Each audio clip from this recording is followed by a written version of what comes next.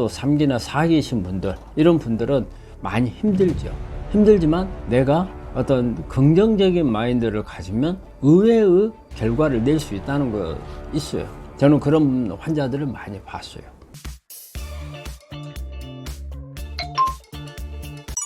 자기소개 부탁드립니다. 안녕하십니까. 암을 치료하는 의사 문창식입니다. 우리 암 환자분들이 이런 심리적인 부분이 상당히 중요하거든요. 사실 암이라고 하는 병은 저희가 볼 때 심리적인 부분이 한 절반 정도 된다고 생각을 해요.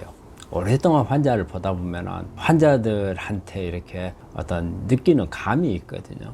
근데 우리가 치료가 되는 걸 이런 걸 보더라도 약간 긍정적이고 뭔가 항상 뭐 극복을 해서 이겨내려고 하는 이런 환자분들이 좋아지는 것 같아요. 우리 환자분들은 아무리 지금 상황이 어렵고 하더라도 뭔가 좀 긍정적인 부분들을 찾으려고 노력을 하시는 게 중요하다고 생각을 해요. 우리가 똑같은 상황을 두고도 어두운 면만을 보려고 하는 분들이 있고 항상 또 밝은 면을 보려고 하는 분들이 있어요. 밝은 면을 보려고 하는 분들이 확실히 치유 효과는 좋습니다. 여러분들이 조금 더 앞으로 더 좋아질 거라는 자신감을 가질 수 있었으면 좋겠습니다. 암의 진행 정도에 따라 암 환자들의 심리가 어떻게 다른가요? 이 초기, 영기나 1기 환자하고 3기, 4기 안 좋은 상태로 오신 분들 사이에 어떤 전반적인 심리적인 부분에 차이가 날 수밖에 없잖아요. 어쨌든 영기하고 1기는 극단적인 생각은 별로 많이 안 하시죠. 하지만 3기, 4기인 분들은 이제 상당히 좀 디프레시에 많이 빠져 있고 조금 자신감이 없어 하는 이런 부분들은 보입니다. 그건 이제 전반적인 건데 다 그런 건 아닙니다. 오히려 3기, 4기 분들이 아주 긍정적이고 나을 거라고 생각하는 분들이 있거든요. 근데 1기, 2기 막 진단받고 오신 분들이 오히려 더 불안해하고 앞으로 치료에 대해서 자신감이 없어 하는 이런 분들이 상당히 많이 있어요. 그래서 제가 볼 때는 1기, 2기냐, 3기, 4기냐 이런 부분 영향을 주는 것보다 그 사람이 가지고 있는 평소 때 성격, 그 다음에 자신의 주변 환경 이런 부분들이 더 영향을 주지 않나 생각을 합니다. 그래서 환자분들이 암을 치료할 때 있어서는 가능한 한 긍정적인 부분을 많이 보셔야 되거든요. 근데 특히 1기, 2기인 분들한테 권해드리고 싶은 것은 1기, 2기는 그래도 훨씬 더 우리가 암을 치료될 수 있는 가능성과 치료되지 않는 가능성에서 치료되는 가능성이 훨씬 높은 분들이거든요. 여기에 너무 암이라는 것에 너무 몰두해버리지 말고 암도 하나의 질환이다. 그래서 내가 앓을 수 있는 질환이고 또 요즘에는 워낙 이런 약이라든지 치료 방법들이 좋은 게 많기 때문에 좋아질 수 있다. 이런 긍정적인 마인드를 가지면 훨씬 더 좋아질 수가 있다고 생각을 해요. 그런데 부정적인 마인드를 가지면 내가 가지고 있는 상황보다 오히려 더 나빠질 수가 있거든요. 요즘에 보면 암 치료하는데 그냥 암을 뭐 수술을 한다, 항암을 한다, 방사선을 한다, 뭐 면역을 한다 이런 부분들에 어떤 올인을 하는 분들이 있는데 여기에 심리적인 부분이 꼭 같이 따라가야 된다. 방금 말한 이런 암을 잡자고 하는 이 부분만 하다 보면 내 자신이 이 암에 주는 영향 이 부분에 대해서 간과를 하게 되면 오히려 더 치료가 더 어려울 수 있거든요. 그래서 심리적인 부분을 조금 더 우리 환자분들은 관심을 좀 가져줬으면 해요. 이 심리적인 부분이 아주 중요한데 우리 실제 환자분들은 이것을 등한시하는 경우가 아주 많고 또 심리적인 부분이 영향을 주고 있다는 것을 본인 스스로 생각하는 분들도 많아요. 그렇지만 그것을 어떻게 극복을 해야 될지를 잘 모르는 분들도 많거든요.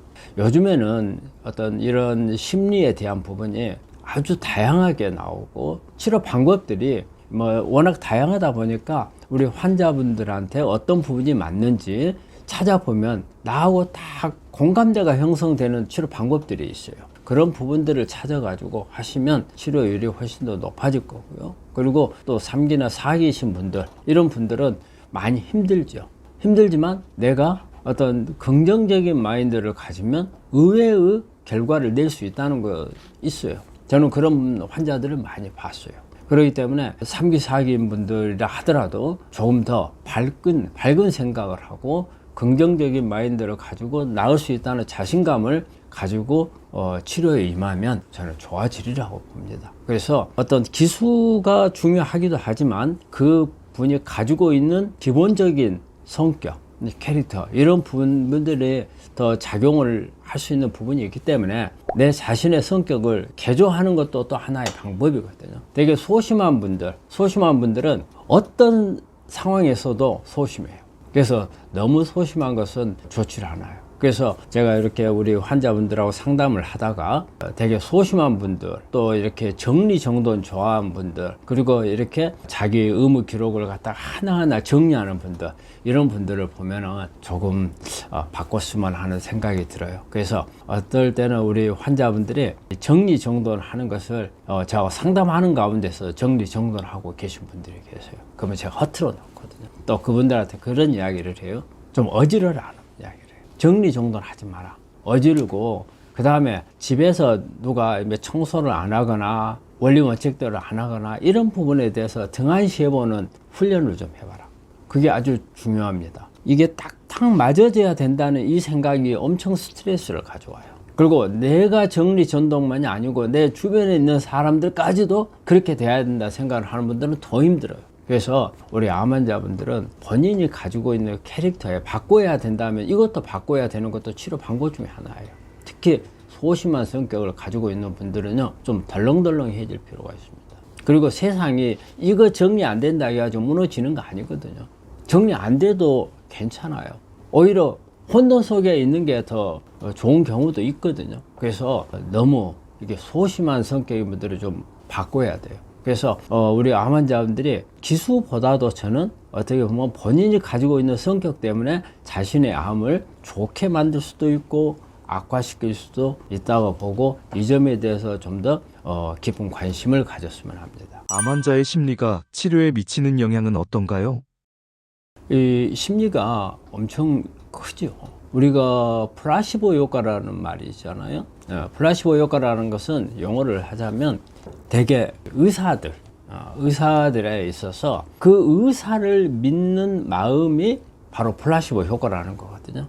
그러니까 실제적으로 그 어떤 약이나 치료법이 가지고 있는 효과보다도 어떤 그 치료나 그 의사의 치료법에 대해서 내가 믿고 의지하는 마음이 실제적으로 나를 치료해주는 효과가 있더라는 거거든요.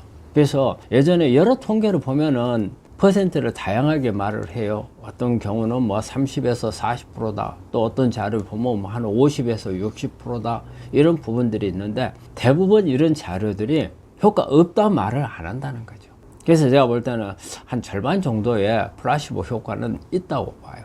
내가 똑같은 약을 먹더라도 이게 이 약 먹으면 내 나을까? 이러면 잘 안 들어요. 이 약 먹으면 금방 좋아질 것 같거든요. 그리고 이걸 의사가 처방을 내가 믿는 의사가 처방을 해줬어. 그 사람은 나한테 틀림없이 좋은 효과를 낼 약만 줄 사람이야. 이 약을 먹으면 좋아질 거야. 그래서 말이 그래요. 이 세상에서 가장 많은 치료법으로 사용하는 게 뭔가? 한번 여러분들 한번 생각해 보세요. 뭘까요? 기도라고 합니다. 기도는 어때요? 뭔가를 내가 지금 이루지 못한 부분을 스스로 자기 자신을 위해서 이루어지기를 바라던가. 또 아니면 남을 위해서 기도를 하는 거. 제가 전에 읽은 자료의 하나에 보면 이런 게 나와 있어요. 미국에서 저 아프리카에 있는 환자예요, 아프리카에서. 그래서 그걸 낳기 위해서 미국에서 열심히 기도를 했대요.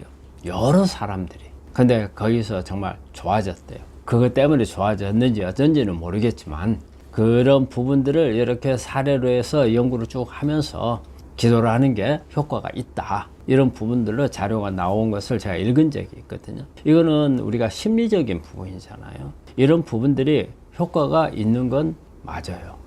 그리고 또 우리가 환자분들한테 똑같은 상황을 놔두고 이것을 해석하게, 우리 머릿속에서 해석하기에 나름이 달라요. 이거를 예를 들어 가지고 데이터 수치가, 특히 저는 요즘에 이런 환자들이 많아요. 숫자 데이터를 가지고서 막 걱정하는 분들이 있어요. 예를 들어서 30까지가 정상이다. 근데 이 환자가 2000에 15였어요.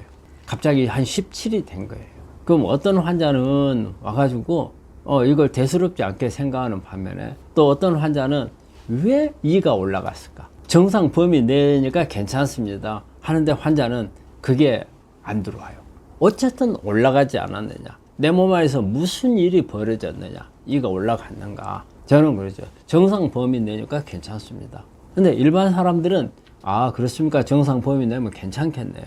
근데 이분은 계속 그걸 걱정을 해요. 똑같은 상황을 두고 어떤 사람은 긍정적으로 볼 수도 있고 어떤 사람은 부정적으로 보는 거죠. 예를 들어 가지고 여기에 어떤 증상이 하나 나왔는데 암하고 관련 없는 증상인 것 같아요. 근데도 어떤 사람은 이게 저 원장이 관련 없다고 했지만 관련이 있을 것 같아요. 불안한 거죠. 그 어떤 사람은 원장이 이상 없다 하니까 아 그러면 다 잊어버리는 거예요. 그러면 두 사람의 어떤 치료의 차이는요 엄청나게 나옵니다. 그런 부분들이 사실 그 환자의 성격이라든지 이런 부분들하고 관련이 있고 똑같은 상황을 어떻게 보느냐에 따라서 다르거든요. 여러분들은 가능한 한 긍정적인 부분으로 가능한 한 좋은 쪽의 생각을, 똑같은 상황에서 좋은 쪽의 생각을 하시는 게 치료에 도움이